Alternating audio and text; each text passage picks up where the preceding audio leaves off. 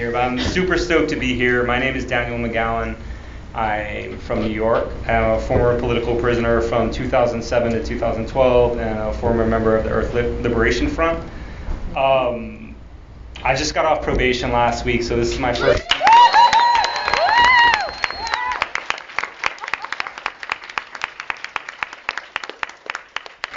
I'm really excited to be on this panel. I've probably seen Ramona speak like 20 times, but the first time on the panel, I've been dying to meet Eric for years. And I don't know you, but I saw your tweets about Pelletier. Is that you, right? Okay. We're going to be friends, yeah. And Peg Millett is a calming influence, and I feel centered just being next to her. So thank you. Appreciate it.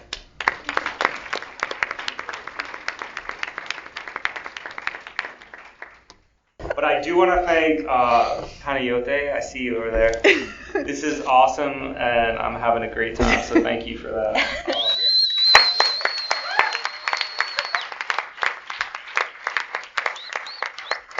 I also just want to mention, since I feel like it's appropriate, this weekend is taking place June 11th to June 13th, right? It's obviously the Toxic Prisons Convergence, but it's also the June 11th day of solidarity, or I forget the name, but for Marius Mason and long-term anarchist prisoners. And I just want to remind everyone, because they're not here, my co-defendants are still inside. One is in a halfway house, and her name is Rebecca Rubin, and she lives in Portland, Oregon now, and she's doing the remainder 10 months of her sentence, I believe, there. And I also have another co-defendant named Justin Solans, who was arrested in China years ago and did a few years in a Chinese prison, which was apparently not a lot of fun. I imagine very toxic, and got extradited over here, and he is in a prison in Louisiana.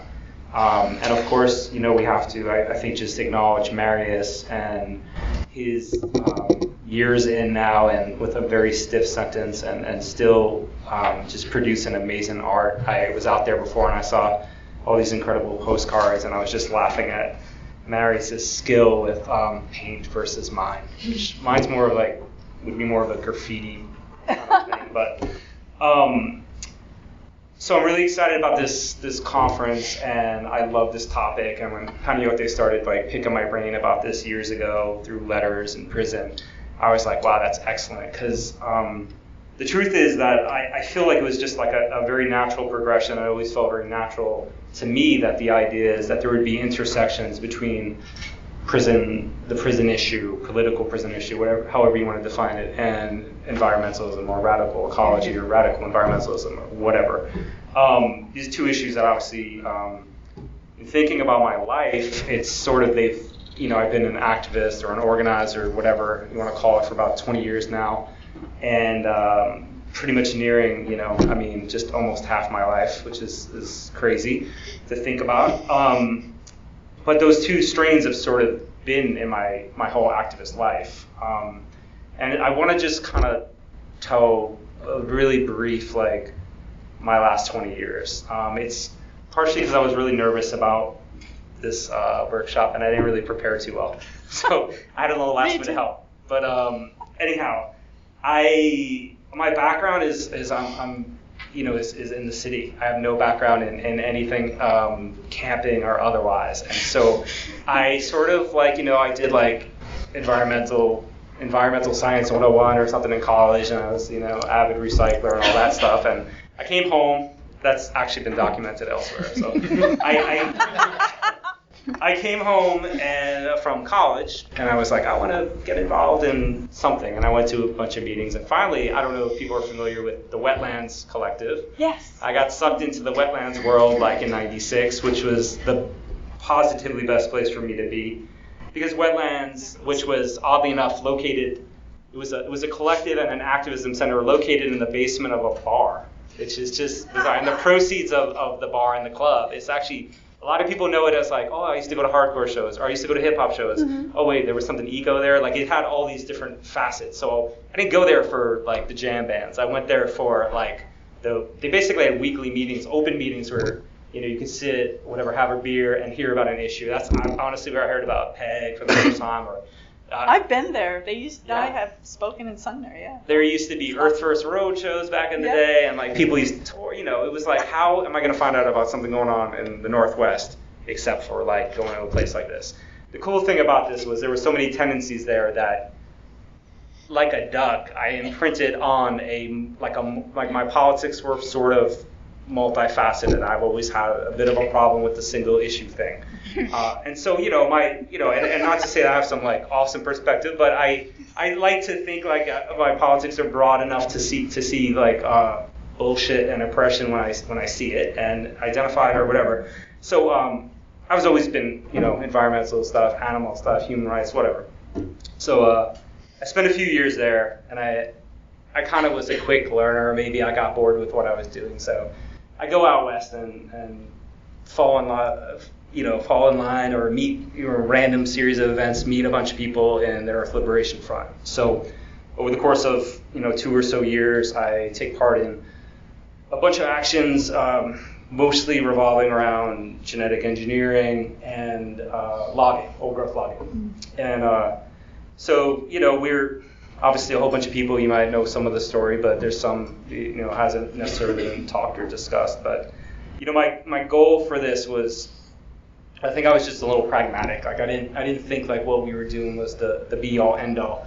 I just thought like about what's going on. You see these horrible things. I was really affected by my move out west. I couldn't believe what I was seeing, and I grew up in like total concrete jungle, like nothing green or beautiful. And when I saw that, I was pretty horrified. So I thought I had an obligation or a responsibility to do something to stand in the way or obstruct or slow down or and maybe that's, I don't know, that's it's what could be done at the time. I didn't feel like the movement's that strong that we can do a lot.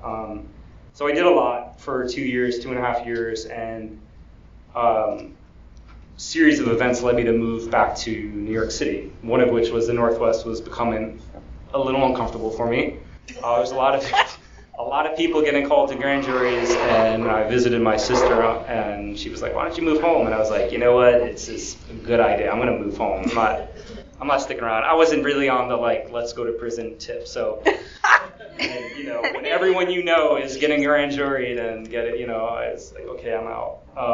So I moved back to New York, and I kind of threw myself into a lot of prisoner support, and partially out of a sense of responsibility I felt to Jeff Flores. I don't know if you guys are familiar with Jeff Flores, Free. When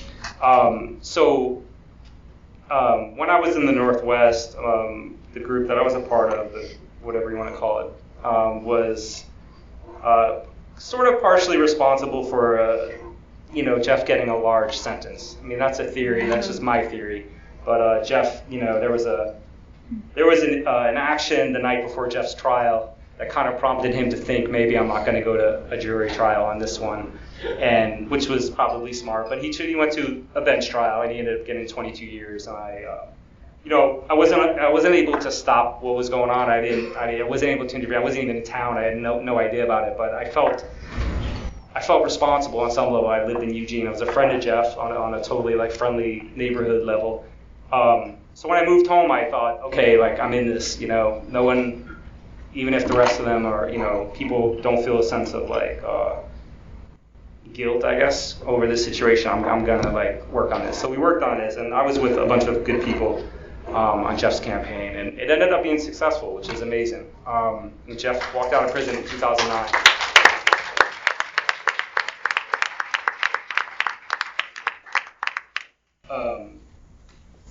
Yeah, and it's still to this day probably the best victory that I've had for sure. So I've lived my life in New York doing political prisoner support, doing a lot of local organizing, mostly what you would call environmental justice kind of stuff. And I go to work one day, and it's kind of a crap day, and I'm printing out holiday cards, and I'm like, oh, I guess I have to mail these. So I go stand up and walk in, and these two beefy dudes just block my path, and thinking, I don't know anyone with a mustache like that, and you are you just said my full name. I don't. Nobody's. When does anyone say your full name? If it's not your mom, that's it. It's a cop, right? So next thing I know, I'm hugging this steel desk, and there's holiday cards going flying everywhere, and you know, that odyssey begins. I won't bore you with the details of that case because it was quite boring living through it. So I go to prison, and I'm there for 6 years, and I spend probably 3/4 of it in this communication management unit. I experienced firsthand Con Air, which was a lot less impressive than the movie, and the movie's bad. But nothing exciting happened on those flights, but I did get a lot of people screaming that, you know, and having to use, you know, being told they can't use the bathroom for 10 hours and that stuff. And actually, the prison ecology thing that always hits me is that I didn't really know that much about mountaintop removal. I mean, I'd never seen it. I read about it.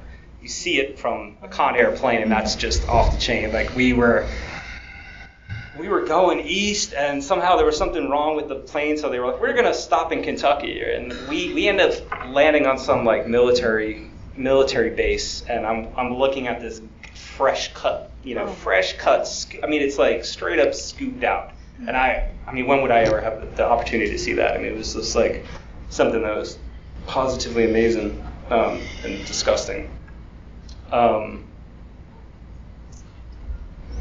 yeah, I get out in 2012, and I have a kind of rough, crazy couple years out of prison, getting adjusted to being out, getting remanded back into custody for no good reason. And here I am now. And that was pretty fast, I know, but what Eric was saying before really made me laugh. Like the fact that everyone in prison knows that things are messed up on the environmental level. Not just like, everyone knows the water. I mean, that prison water is so, no matter where you are, it's bad. Even if it's not toxic, it's bad. It's milky sometimes. It is always warm. It's disgusting. I mean, when I got out, I had like fresh water. This is just the most amazing thing in the world. And I to this day, I just drink water all the time. I don't need anything else. But everyone gets it, and people get not just that, like the micro issue at the prison level, but they get like, I mean, this is people's lived surroundings. They understand that, like, I would talk to people and say, isn't this like, you're walking around the track and you're walking around and you're like, why are there's deer everywhere, like rural, like, well, it's always rural, but wherever you are, there's always deer. You wonder, well, I know enough about deer to know that they like, open spaces, and they like, where do they're supposed to live in the forest. And when you see deer in like the city, like that's a problem. So we would walk around in sandstone, and it was very cold. It was like northeast Minnesota. And so there'd barely be anyone out. It'd be like 4 people out, and we'd walk around and you just see like a whole family of deer, and you realize like, all you have to do is look it up and you find, oh yeah, this used to be like an old growth forest. This was a native forest. And at a certain point, the progression of environmental destruction is always like, oh, I want to put my ORV in there. Oh, okay, cool. Oh, mining. And then it's progression. Logging, then, or thinning, then logging, then they clear cut it. And what are you going to do after a clear cut? I mean, there's literally nothing to do on like a dead piece of land. Let's build a prison. And that is like the new final stage. I mean, I don't know what's worse than a prison in that, but we create a Superfund site, and then we're just gonna build a prison across the street because we know that those people can't say a damn thing. There's nothing, like Eric said, you're gonna drink the water. I got 3 or 4 packages when I was at USP Marion talking about Crab Orchard. I talked a little bit about this before, so sorry if it's redundant, but people can tell you, did you know that Crab Orchard is polluted? I'm sitting there in my cell going, is there bottled water in this letter? Because I can't do a damn thing. Like, yes, I'm aware that Crab Orchard is polluted. What the hell are you doing to make it so I, myself, the 1,250 other men here, the 350 at the camp, I mean, and everyone coming after, what are you doing to like make it so like we, and so at the time I remember thinking, this is so hopeless. I'm sitting here drinking this water, and I know that it's messed up. You tell me that something I'm doing is messed up on the outside, at least, hey, I can choose to not drink. I can choose something. There's no choice of prisoners, and I think like when that the conclusion, the effect of like this prison ecology issue is that it's another filter to put on the way we look at the world. And so when we're looking, like I'm sort of encyclopedic about a lot. I get like when I'm into something, I'm into it. And so you can ask me stuff about prisons and prisoners, and I might have an answer. It might not be right, but I usually feel like I might have a decent answer. But I hadn't really, even as someone who's lived this, I haven't really, it's only recently that I've been thinking. Like Panayiote was like asking me, who do you think would be good prisoners to submit public comment? And I was like, off the top of my head, I had no idea. I had to like literally look and see it. It's sort of like, I had to kind of put a new filter on and go like, okay, I need to like, it's not like you got your political prison issue or your mass incarceration issue, two things I work on.